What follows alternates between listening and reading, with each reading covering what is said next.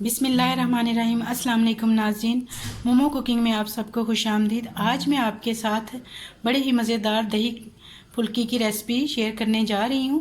तो चलिए आइए नाज़रीन, इसको बनाना शुरू करते हैं।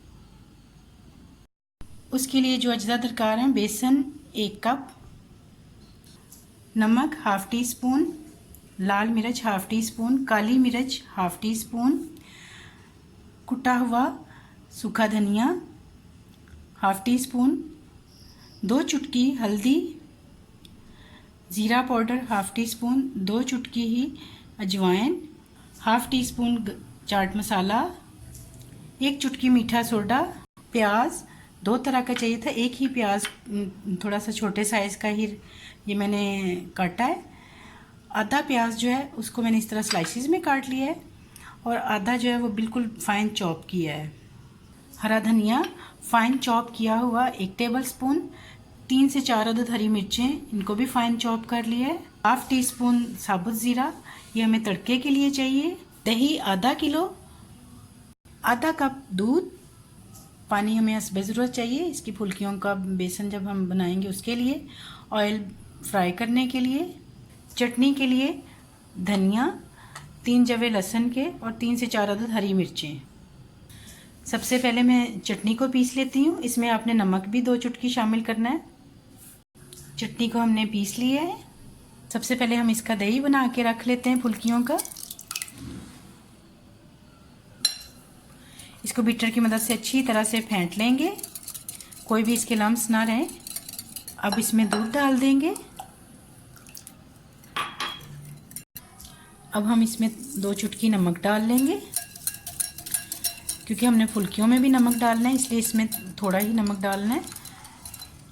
साथ अब हम इसमें चटनी मिक्स कर देंगे। इसको अच्छी तरह से आपने मिक्स कर लिया चटनी को।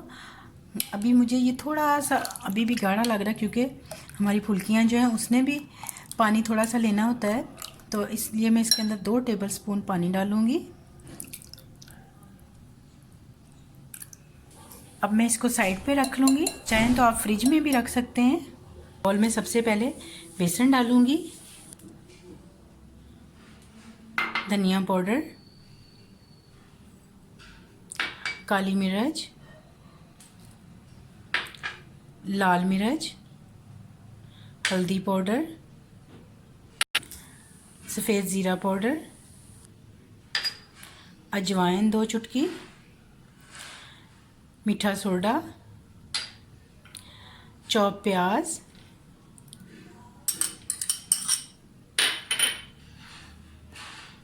हरा धनिया और हरी मिर्चें। आप चाहें तो प्याज को स्किप भी कर सकते हैं, लेकिन इससे बहुत अच्छा फ्लेवर आता है। इसको अच्छी तरह से मिक्स कर लेंगे।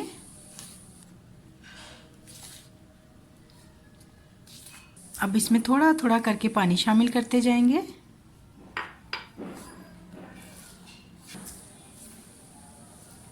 आपने इसको बिल्कुल इस तरह ही बनाना है जिस तरह पकौड़ों का बैटर होता है। हाफ़ टी स्पून आपने इसमें नमक डाल देना है। नमक हाफ़ टी स्पून इसलिए डालेंगे क्योंकि हमने इसके दही में भी डाल के रखा है। अब आपने इसको 3 से 4 मिनट तक अच्छी तरह से बीटर की मदद से फेंटना है। बिस्मिल्लाहिर्रहमानिर्रहीम। अब सबसे पहले हम फुल्कियों को तल लेते हैं। इनको हम डीप फ्राई करेंगे। ऑयल डाल लेते हैं पैन में। 4 से 5 मिनट मैंने इसको फेंट लिया है। बेसन का रंग भी काफ़ी हल्का हो गया है और उसके अंदर बहुत स्मूथ सी पेस्ट बन गई है। अब मैं इसको तल लेती हूँ। अब हम ऑयल को चेक कर लेते हैं कि वो गर्म हुआ है या नहीं, उतना कि जितने में हम फुल्कियाँ बनाएंगे। थोड़ा सा आपने इस तरह डाल के देखना है। ये देखें, ये फ़ौरन से ऊपर आ गई, इसका मतलब है कि हमारी फुल्कियों के लिए ऑयल गर्म हो चुका है। हम इसमें इस तरह से फुल्कियाँ डाल लेंगे। आप चाहें तो हाथ की मदद से भी डाल सकती हैं।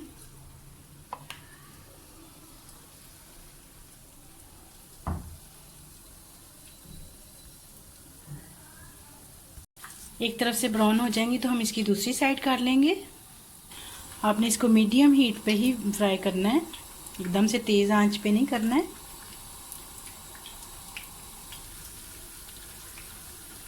अब इसकी जो साइड गोल्डन हो गई है वो दूसरी तरफ कर दें।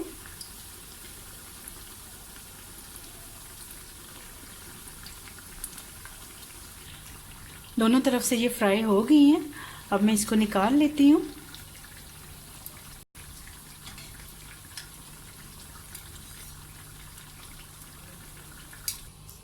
इसी तरह मैं बाकी बेसन को भी फ्राई कर लूँगी। अब मैंने पैन में सारा ऑयल निकाल दिया है, सिर्फ 1 टेबलस्पून ऑयल रहने दिया है इसका तड़का बनाने के लिए। सारी फुल्कियाँ हमारी तैयार हो गई हैं। अब मैं इसको दही में डाल देती हूँ। बहुत अच्छी सी, ये देखिए नाज़रीन, बिल्कुल सॉफ्ट वाली फुल्कियाँ बनी हैं। ये दही में जाएंगी तो और भी मज़े की लगेंगी। दही में डाल दूँगी।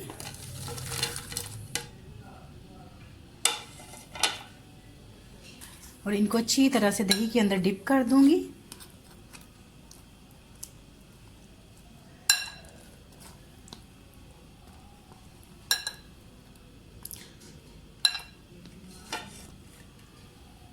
अब इसके ऊपर थोड़ा सा मैं कटा हुआ प्याज डाल दूँगी ताकि इसका फ्लेवर और भी अच्छा हो जाए। थोड़ा सा चाट मसाला डाल दूँगी। थोड़ा सा हरा धनिया भी डाल देंगे इसकी खूबसूरती के लिए।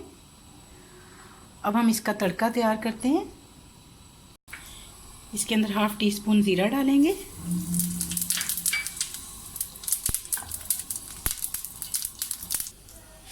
और इसको हम इसके ऊपर तड़का लगा देंगे।